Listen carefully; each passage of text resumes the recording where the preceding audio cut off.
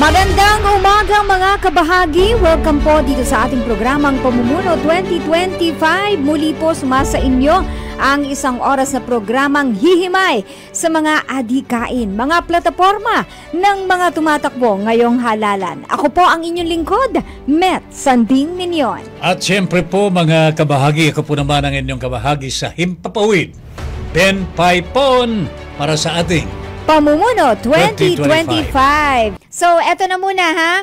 Bigyan natin ng panimula itong ating makakakwentuhan. Isa po siyang Filipino-Moro activist. At siya po'y pinanganak sa Maguindanao.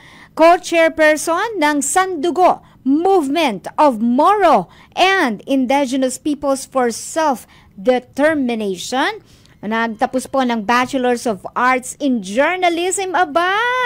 Oo, kapatid natin ito, ano? Ayan, pagdating sa pamamahayag, mula po sa University of the Philippines, Diliman, 1995. Magkasunuran kami. Oo. At siya po ay kumuha ng 9 units ng masteral sa Islamist Studies in University of the Philippines.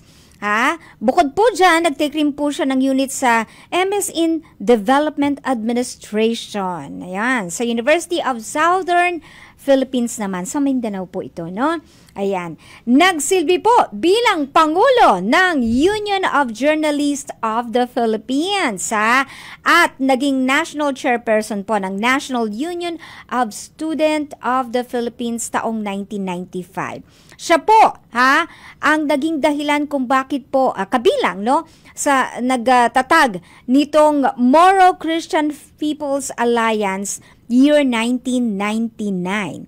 At ang kanya pong ang kanyang kampanya ay nakatutok sa karapatan ng mga marginalized groups, particularly ng Bangsa Moro. At tumatakbo nga po bilang senador sa ilalim ng Makabayan Slate. Welcome dito po sa ating programa, Ma'am Amira Meclidasan. Magandang araw. Magandang Assalamualaikum po sa inyong lahat. Peace be with you po. Good morning po. Ayan. Good morning. So, anong tawag natin? Dadagdagan ko lang yung mga sinabi mong nasa curriculum. Correct. Ng ating special guest. Si Ma'am Amira po busog na busog sa labanan. Aba. Oo. Ay, ibig sabihin Tell us the truth, Ma'am. Naranasan po. Nakaranas na po. You were born in Mindanao. Opo. I was born here kasi po ang aking pong mga magulang ay had to evacuate dito po sa Manila. Pero bumalik po kami ng Mindanao. Still, sa panahon po ng martial law, noong pong 1970s. At lahat na nga lang po ng martial law ay naranasan ko. All out war sa Mindanao. Yes, martial law in Mindanao. Opo, all out war. Martial law in Mindanao. Yung all out war po, nung panahon po ni Erap Estrada. MILF ang kalaban. Doon po sa lugar namin kasi yun Maguindanao mismo Opo. Tapos po, yung martial law in Mindanao po, kasi nandoon po ako nung time na gumagawa po ng civic action sa mga areas ng Moro at saka Katutubo po. Ayun. So naranasan ko din po yan. Parang buong buhay ko po, checkpoints, tatakbo para hindi ka matamaan ng bomba. Nag-evacuate kayo, ganun. Bakwit ng bakwit. Yun po yung isang mahirap po na nangyari sa mga hindi lang po sa amin, sa karamihan po ng mga kababayan namin, kasi po they had to evacuate the place. Politically persecuted po kasi dahil hindi po namin maiaalis na ang pamilya po namin, dahil ang lugar namin ay kung nasaan ang Camp Abubakar, very much active po sa pagtulong po doon sa right to self-determination ng MNLF at ng MILF. How is Maguindanao today? Sa ngayon po, tahimik na ba siya? Narinig niyo po yung mga latest sa news. Political, na naman po. Lalo na ngayong eleksyon. Pinsan ko po yung isang pinatay na COMELEC officer. Doon sa Dato Udinsin SWAT. Nakikiramay po kami. Opo, maraming salamat po. Nung nandoon po ako sa probinsya, nung Idil Peter, yun din po yung tazia niya o yung parang wake po sa amin. At doon po nakita ko yung lahat ng mga kamag-anak ko nagsabing, akala nila peace na, pero meron pa rin talagang hindi maiaalis, no, ng mga political dahil sa election, hindi mabubura ng mga awayan kasi alam niyo po, political dynasty naman po talaga ang mga nasa probinsya. And as much as ginagawa po ng Bangsamoro Transition Authority ang mga batas para po i-enact, no, yung pong sabi sa Constitution, no political dynasties. Correct. Opo. Hindi po talaga na-i-implement or consciously na-i-embed sa mga tao yon. Organizations like MNLF and MILF ang conscious doon dahil bilang organisasyon po silang nabubuo as partido and not as political dynasty family. Correct. One of your advocacies, ma'am, is transparency and accountability. Yun. Opo. Meron na po tayong nabuo na BRMM. BARM. MM sa Maguindanao mismo ito eh. Opo. Okay. Unfortunately, the election was postponed. Opo. Anong nakikita po ninyo dito? Is the delay caused by non-transparency or a result of non-transparency and accountability? Opo, nakakalungkot po kasi ang BARM po ngayon ay under siege din, under question. Kung makikita po natin yung update po sa news, nung panahon po ng si Duterte ay whisked away, no? Inaresto po papunta sa ICC. Opo, kami naman po sa Mindanao ay nakaranas ng biglang pagbabago ng interim chief minister. Bigla na lang pong nag-appoint ang Malacanang. And si Bongbong Marcos po, another minister na sa totoo lang po hindi parang nag-shift ang political landscape doon sa BARM at ito po yung isa sa mga talaga pong tinututulan namin kung bakit po kami nananawagan ng eleksyon dahil for how many years ang experiment po sa ARM at experiment sa BARM ay lagi pong Malacanang would appoint, no, yung pong time ng pinapalitan po ang ARM to BARM, yung pong transition na nangyayari po ngayon, Bangsamoro Transition Authority. So yan po ay nakakalungkot po na ganito ang nangyayari. Malacanang always had to say. And we think, ito din po, Malacanang has a hand. Una po, doon sa pag-postpone ng election, maybe giving leeway to the people na kailangan nilang ilagay pwesto. Kasi sa totoo lang, ang ginagamit po nilang rason, we're doing this because dahil po sa exclusion of the Sulu sa farm, mayroon pa kaming mga codes na hindi pa naaayos sa loob. But May, June, July, August, September, 5 months na matagal-tagal na rin. Extension lang. Parang magagawa po ba lahat yun? Hindi rin po. So, we think it's not the reason behind bakit po ginawa yun. We think that it's because Malacanang BBM wants yung in place po doon sa ay yun din po yung mananalo. So parang wala pa rin yung separation. It's very ironic. Wala pong autonomy. Wala pong genuine autonomy kahit po sa pagpili ng liderato hanggat sa ngayon po it's still Malacanang's bidding. It's ironic po, Ma'am Amira, sapagkat all these years in Mindanao, you wanted autonomy. Yes. When we talk of autonomy, we talk about the rights of the people. Sila mismo ang magtataguyod dyan. Kumbaga sa kami ang pabayaan ninyo kami dito. Ito ang aming lugar Correct. Unfortunately, Malacanang is imposing its will. And that defeats the purpose of the autonomy. Don't you think so? Opo. Sa totoo lang po, hindi lang po kami, no? Pati po ang Cordillera na ay nakikibaka din po for genuine autonomy. But the problem is, ang nilalagay po lagi sa atin, it's a regional autonomy. We will consider yung ilang mga laws ninyo, pero hindi lang siya magdidefeat sa national and international laws. No, pero ang usapin po dito parang lip service na lang po yun. Kasi at the end of the day, ang pag-uusapan po who owns the natural resources. Yes, Sino po ganun pa rin. DNR magde-decide kung ano ang Kaya mga nga. development programs yan, mining, plantation, dams. So at to the detriment din po ng mga mamamayan kasi they were led to believe that this ancestral domain na pinaglaban nila ng mahabang panahon ay madidevelop nila through their own leadership, Yes.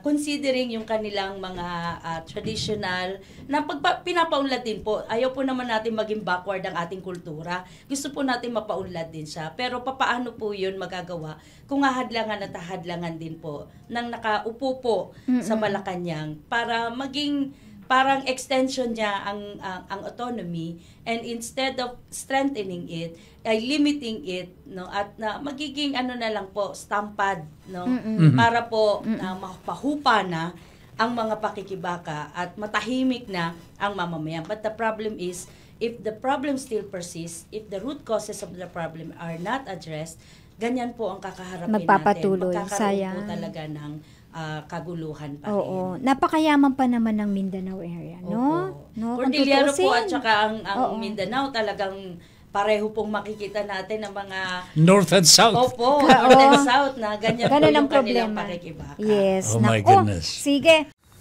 Pamumuno 2025. Pamumuno 2025.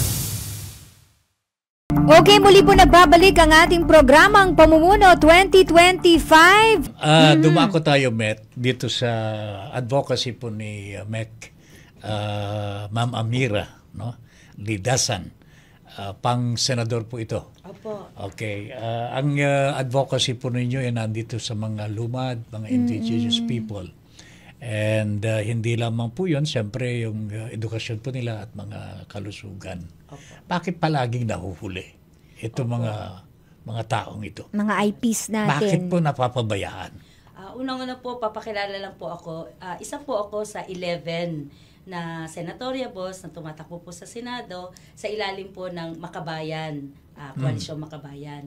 Ngayon, sa Koalisyong Makabayan po, nire-represent po namin yung iba't ibang sectors at talaga pong hindi po sila pumayag na hindi makasama ang tinatawag po natin na salaylayan ng lipunan ng marginalized. Correct. So, Opo. yung pong grupo namin, Sandugo, ay talaga po pinush namin na maging usapin po natin ang mga kapatid nating mga Moro at Katutubo. Lalo't-lalo na po, nahuhuli po sila dahil unang-una nandun sila sa boundaries, no? Oo nga po. Kaya po ang serbisyo ng ating gobyerno parang limitado lang sa patag o kung meron mang na-assign doon, naaawa din po kami lalo na kunyari health center o kaya eskwelahan. Sa totoo lang po, minsan may infrastructure pero walang nurse, walang midwife, walang health worker, Walang o kaya mga tao. walang teacher, ganun po.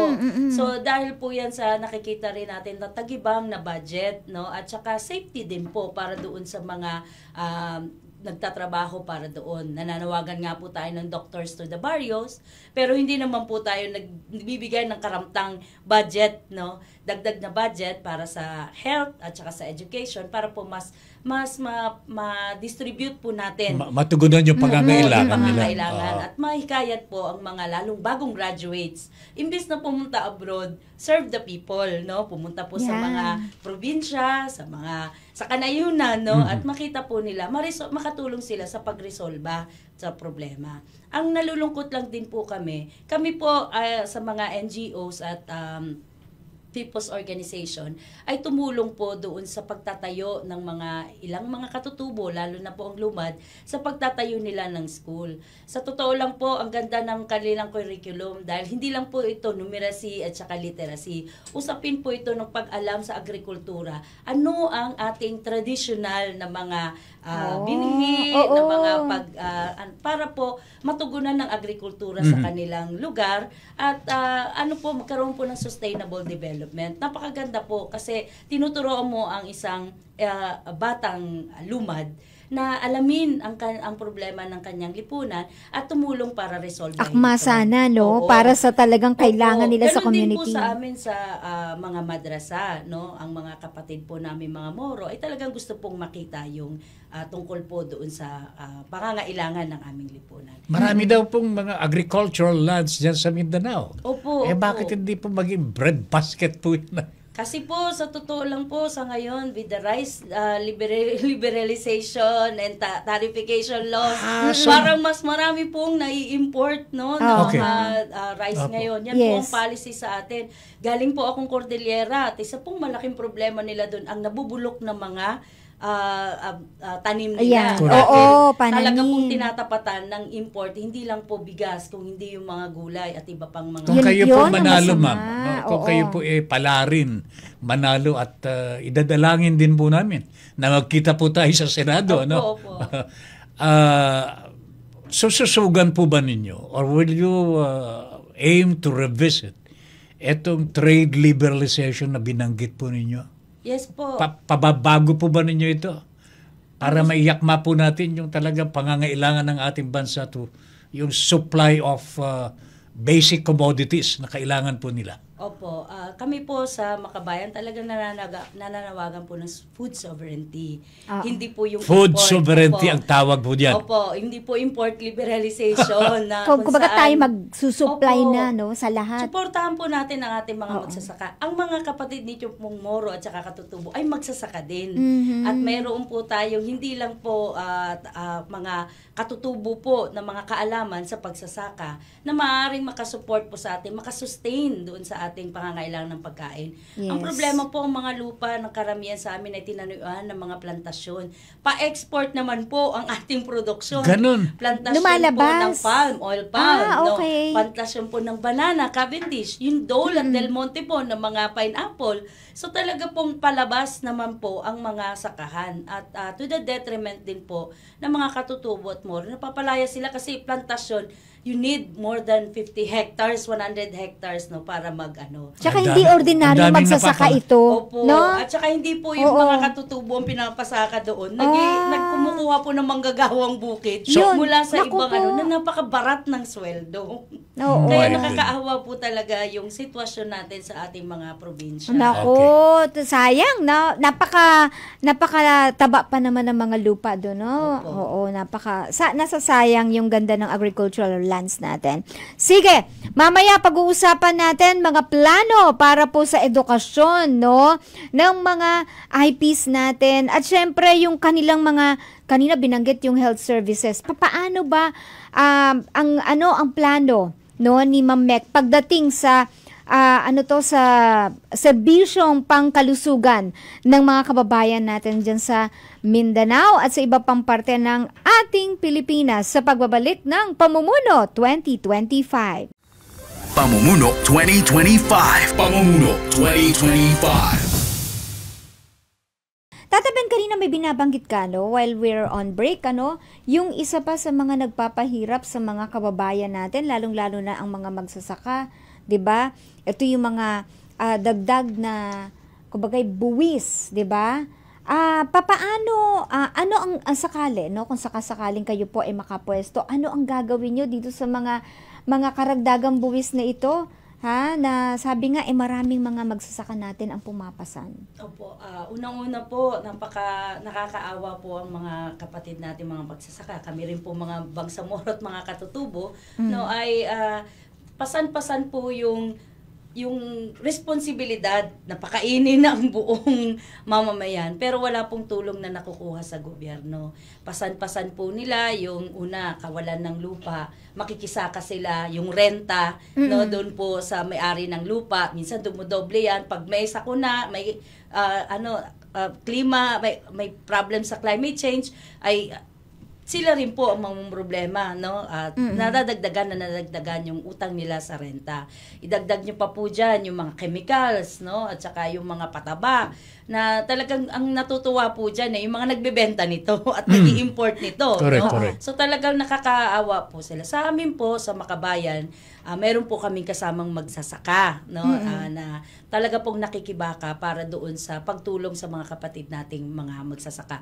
Pangunahin po ay yung matanggal po yung mga matataas na pagbubuwis doon sa pag-import po ng mga chemicals na ito. Sana po makatulong yung mga local, no, na pag-aaral po. Meron po tayong science and technology Yes. na makakatulong po doon sa pag-aaral ng papaano po mas yung lokal na mga pataba natin, chemicals, no, ay yun po ang magamit. Masuportahan Imported lang din po. yung imported yung fertilizer eh. Opo, paano sana po aakma yan yun ang sa lupa pag-aralan natin? Po. Opo. Oo. At saka yung akma po talaga din sa atin. Ikalawa po ay yung mga binhi din po kasi karamihan po ay imported. Pinag-i-eksperimentuhan nga po yung ating mga binhi. Samantala may mga lokal naman po tayo na for a long time ay nakatulong po sa atin. Ano po ba ang silbi ng IRI? Kundi sana pag-aralan ng Dito nga pinagmulan lahat yan eh. po. Tapos ikatlo po, pagka naman po ang mga kapatid nating magsasaka ay gagamit ng traktora o kaya kung wala namang kalabaw pero magta-transport naman po, nandyan po yung oil. Na kada Tuesday, makikita natin na tataas, no? Oo. At kung bababa naman, napakaliit. So, yun na po, domino effect. Yeah. Tapos po, dadagdagan mo po ng VAT doon sa kanilang mga bilihin, value-added tax, pagka nagbebenta sila, barat na barat ang pagbenta nila ng mga produkto, pero idadagdag lahat, i-VAT pa, may expanded pa, at kung ano-ano pa na nakuha dahil dito sa train law. So talagang nakakaawa naman po yung consumers din, no? So hindi bumabalik sa mga kapatid natin magsasaka ang kanilang kita dapat dahil doon sa pagsasaka, pag-produce po ng mga bigas at iba pa pong ano. Pero yung consumers din po natin, no, pinapapasan din po sa kanila yung dagdag ng mga buwis din po dito sa nai-incur din po sa proseso ng produksyon at transportasyon ng produkto. Correct. Kaya gusto po talaga namin i-review yung pong pagkuha po directly sa mamamayan ng mga buwis na ito, na alam naman po nating barat ang sweldo ng ating mamamayan at saka hindi po umaabot ng living wage, no? 1,200 po yung ating ipinapanawagan na sweldo sana na makuha ng mga manggagawa. Pero ang iba po sa amin, katulad po sa BARM, 315 to 360. Depende pa po yata yan sa mood ng employer, no? Tama. Oh my At goodness. sa contractual din po, no? After 3 months or 6 months, wala na pong trabaho ang mga kababayan natin. So talagang wala pong kasiguruhan, no? So damay-damay po, lahat po ng process sa production natin, apektado po dahil po doon sa ibinigay po sa private hands, sa mga kartel, ang produksyon natin sa sakahan, sa agrikultura, samantalang ang gobyerno, hayahay na siya na maghintay doon sa ibibigay na tax sa kanya at makukuha niya directly sa mamamayan kahit na ang mamamayan na to ay wala namang tawag dito, kinikita mula doon sa produksyon. I think this is the real problem, Ma'am Amira, no? Ibinigay na po ng ating pamahalaan sa mga negosyanteng malalaki. Ang kapangyarihan over agricultural products, agriculture earnings, and so on and so forth. Pati mga oil prices. Wala nang pakialam ang gobyerno ho dito. To the expense of the Filipino farmer, the worker, and so on and so forth. Ang sinusunod na lamang po dito ay kung ano ang sasabihin ng dambuhalang kartel, ang dambuhalang smuggler, ang dambuhalang price manipulator, and so on and so forth. So if you are going to be a senator, how do you battle that? Opo. Unang-una po, nung estudyante pa lang po ako, sikat po sa amin yung word na lapida. Lapida. Liberalization, privatization, and deregulation. Yes. Opo. Nung time po ng college pa po ako, ito po yung nilalabanan namin nung ako po ay nasa student council.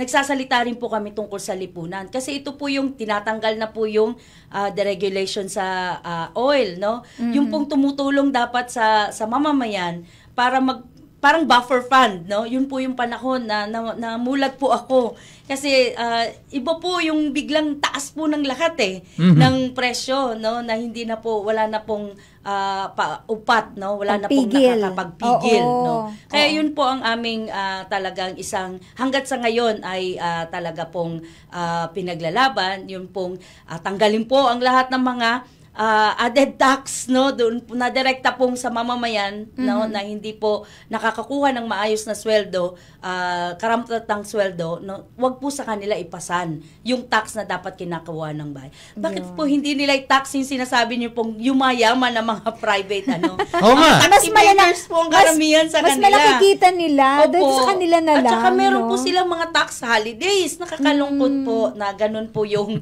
nangyayari sa ating So yan po.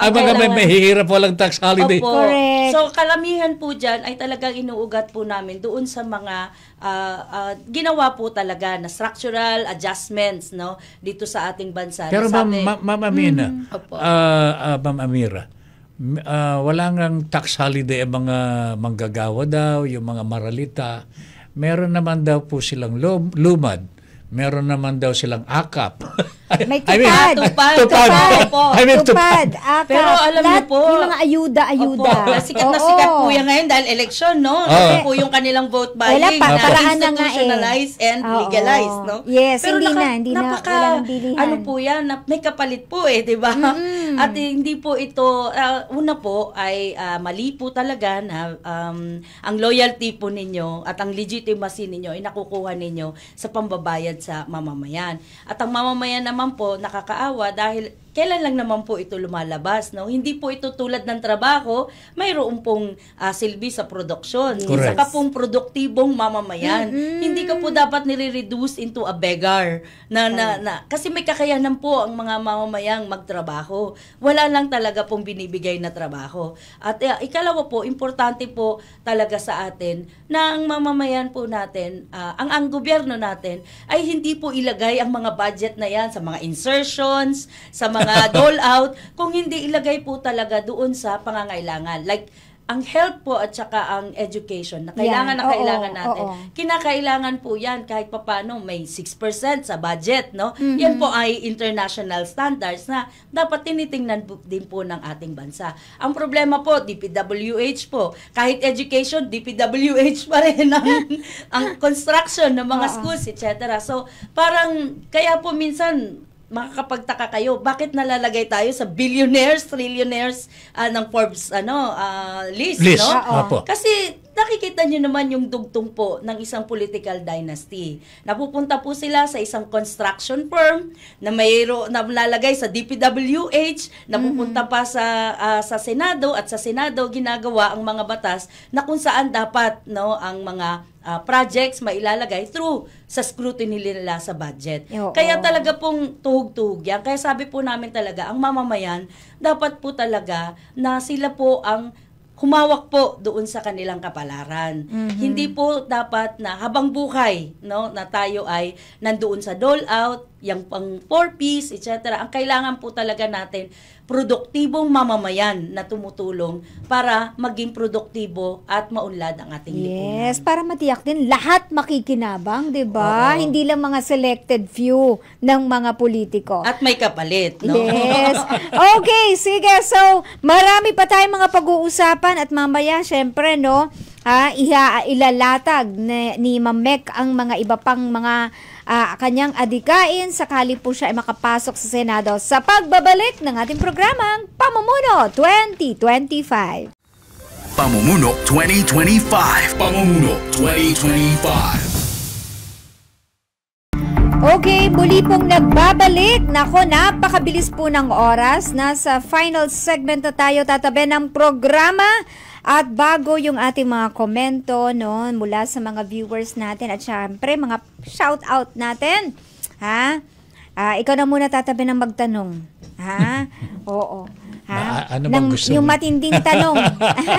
Nakangiti na si Ma'am Amira. Oo nga. Ito simpleng tanong lamang po, Ma'am Amira. Kayo po pang-senador.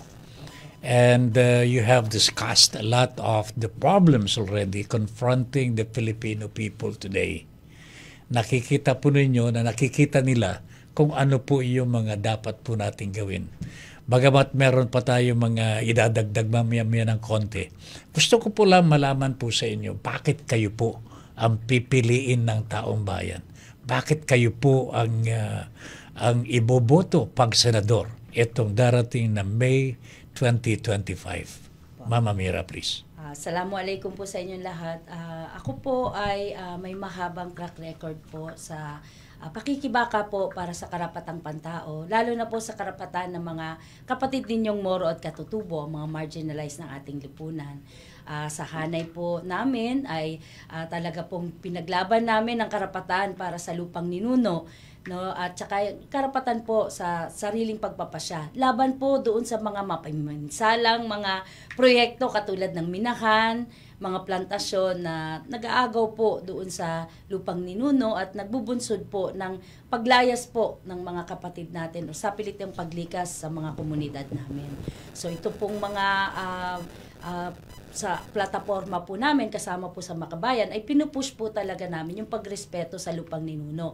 Nakasaad po yan sa mga batas na po na panukala po pala na inilabas po ng mga kasamahan namin sa loob po ng Makabayan, Koalisyong Makabayan, mga party list po ito, no. Yung pong usapin po ng Genuine Agrarian Reform Bill. Kasi po nirirespeto po dito yung konsepto po ng ancestral domain, no, na sa pamamahagi ng lupa ay pagbibigay din po ng lakas, no, doon sa mga katutubo na pagdumalaan o pamahalaan ang lupa. Ganun din po yung amin pong paghikayat na kailangan din po talagang maging maunlad at produktibo ng Pilipinas. Pero kailangan po talaga ang pagmimina ay nasa atin. Kaya po meron din po kaming pinush noon na People's Mining Bill na kumikilala po doon sa talagang pag-alaga po, balanse po, no, sa karapatan ng mga katutubo sa kanilang lupa, doon po sa ating sa likas na yaman at yung pong mga lokal na nagtatrabaho din po kahit small scale, no, para po linangin ang ating wag po lahat lagi imported, wag po lahat lagi foreign dominated, no, na mga korporasyon. So yun po yung pangunahin. Ako rin po ay dahil po sa human rights, no, mahabang panahon din pong nagsalita sa karapatan po ng mga Moro at Katutubo. Kami po kasi lagi ang receiving end ng terror tagging, red tagging. Yes. Nakakalungkot po, lalo na po kami sa Moro, mahabang panahon po, halos 2 dekada po namin binakayan nung war on terror po. At very hanggat sa ngayon po nagpapatuloy yan. Nakita niyo po noong 2017, the whole Marawi was destroyed for 5 months, bombed, no, dahil sinabi nila may mga terorista sa loob ng Marawi City at kailangan sugpuin. Pero ang buong Marawi City po ang nasira, no. So ito po yung gusto po nating baguhin din, itong mga all-out war policy, itong mga pag-use ng aerial bombardment, kasi po labag po yan sa international humanitarian law at sa human rights, no. So amin po pinupush na imbis po itong mga batas na Anti-Terrorism Act of 2020, imbis po itong mga ahensya ng NTF-ELCAC, dapat po palakasin po natin yung Human Rights Defenders Bill para po matapos yung mga red tagging, terror tagging. Actually po, kahit kayong mga news reporters, no, tayo na nasa pamamahayag ay naisasama diyan sa acts of terrorism dahil very broad yung definition, no. Tama. So yun po yung isang gusto nating paglaban at saka po may push po, no, na yung mga karamihan po sa Katutubo at Moro ay nagdedepensa po sa lupa. Kami rin po ay mga environment defenders, no, at nakakalungkot po na maraming bilang ng Katutubo ang namamatay dahil po sa pagprotekta sa kanilang lupang ninuno at environment. So pinupush din po namin yan. Sa kultura naman po, gusto po talaga naming ipatupad ang pagpapaunlad ng kultura. Ako po ay sumama doon sa mga kababayan nating lumad sa Mindanao para po ipaglaban yung karapatan nilang magtayo ng mga eskwelahan. Kasi nakita po natin ito ang magre-resolve ng kanilang kamangmangan, yes, ng panggagancho sa kanila para mapirmahan nila yung free, prior and informed consent. Pag alam nila ang literacy na babasa nila at nakikita nila, nangyayari sa kanilang lipunan, mas informed, no, ang consent nila. So importante din pong pagpapalakas ito, no, doon sa bawat programa po o development projects na ginagawa ng gobyerno.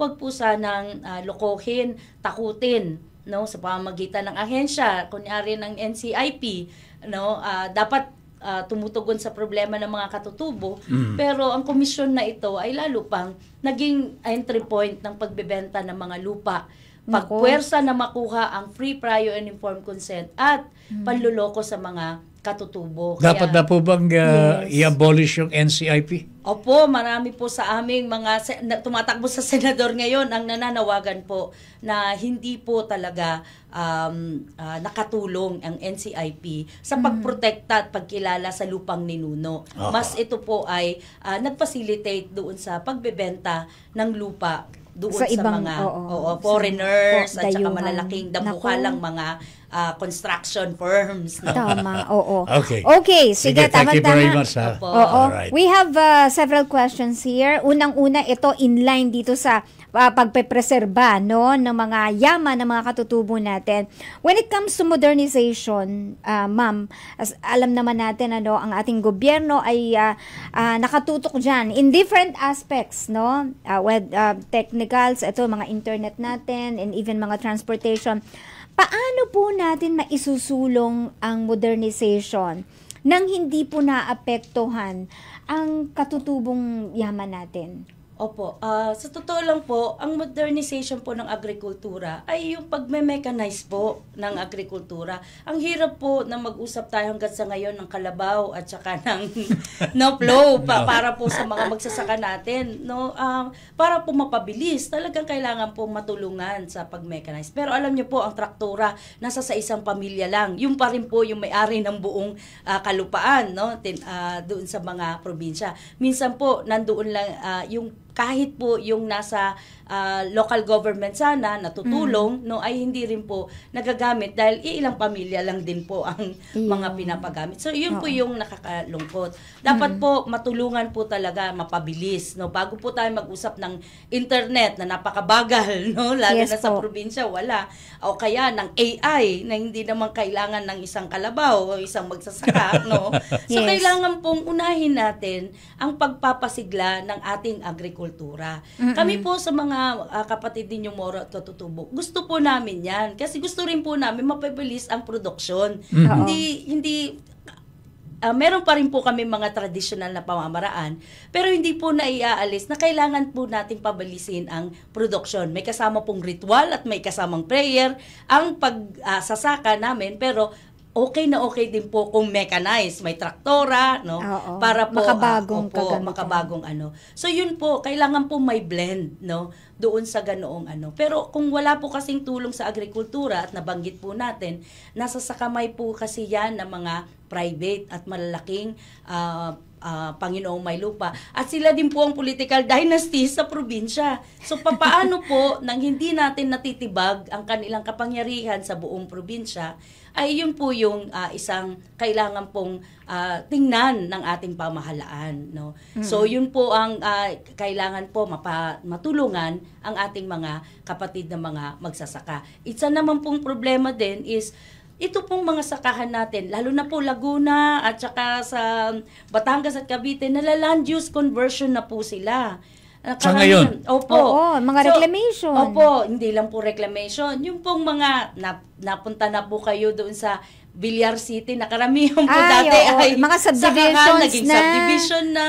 Talaga pong buong lugar ay iba na po ang itsura. So, yun po sana ay produktibong nagagamit natin na lupain para sa pagsasaka. Maraming mga magsasaka po ngayon na talagang lumalaban po sa land use conversion. Kasi meron pa bang magagawa tayo dyan, Ma'am Amira? Nabili na mahadlangan yung paggamit ng mga farmlands, ginagawang commercial na ginagawa ko ano. Yan po ang butas kasi ng CARP at saka CARPER. Na kapag pwede pong ideklara na pwedeng commercial yan, makikita nyo po, sa kalagitnaan po ng sakahan ay merong nakatayong isang nga po. building o kaya So, village. pwedeng masusugan Opo. ng batas po Condominium. dito. Opo, isusulong po natin na pagpapalakas pa po na bawal na po ang land conversion at saka po kung meron pong tinatawag po nating genuine agrarian reform bill, ito po ay mas makapagpapalakas doon sa mga magsasaka as a productive force. Maging ang sakahan po ay mapoprotektahan para po sa ating food sovereignty. Ayan, galing. nako ha. Lahat na hagip na, edukasyon, kalusugan, and of course, mga agricultural lands natin, pati na ang mga prices ng mga basic commodities natin. Ako, magpapasalamat tayo sa iba pa nagkomento, bagamat hindi ko na mababasa. Ron naman Lapas, Lisa Dami nila. Carranza, si Aldrin, yung kanina yung question niya, no, tungkol dito sa modernization. And let us say happy birthday! Actually, tatlo po, no? Kahapon, nag-birthday po ang ating manager, Mr. Ram Alonso. Ngayon Ram. po, ha? Magpapatanghalian daw ngayon. Wow! Talaga naman. Magpapatanghalian. Tama-tama. Oo. Batiin din natin si Kai Shi, ha? Ang ating trainee from UCC na nagse-celebrate din ng kanyang birthday ngayon mismo, si Kai Shi. At, Ako merong isang babatiin. uy, sino yun? Birthday niya kahapon. Yung isa sa Okay. mga avid listeners po natin. Ay, opo. Dito po sa Pulsong Pinoy at Yes. Pamumuno 2025, si Melito Rodelio Militante. Wow! Happy Ayan. birthday. Mr. Militante, tahimik ka ngayon. Hindi ka nagko-comment. Happy birthday din kay Dromar! Ha? Si Rona. Ayan. Ha? Si Dromar birthday. Ang mga Dromar. Oo, Dromar. nasa tech natin. Happy birthday. Birthday ba niya ngayon? Yes. Oh Oo. my goodness, teenager pa lang yan eh. Okay, so iba pa mga viewers natin, Booker Panotes, Uno Maki, and Karen Mendoza pa.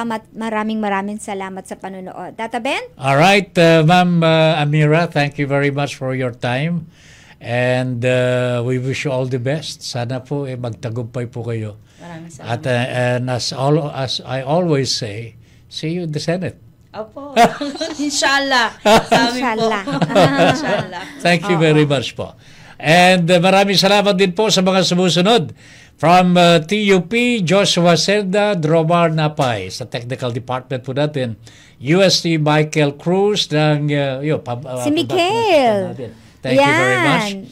From students from Adamson University, LPU, FEU, CEU, NCST, and UCC. Yan. Yes. Ito, galing po si Kai Shi. Happy Oo. birthday, Kai Shi. At Alright. syempre sa production, si Miss Ann Go, of course, the birthday boy, Mr. Ram Alonso, at si Fiona Sweet Ferrer, at syempre pa si Serge Magat from the production also. Thank you very much, guys.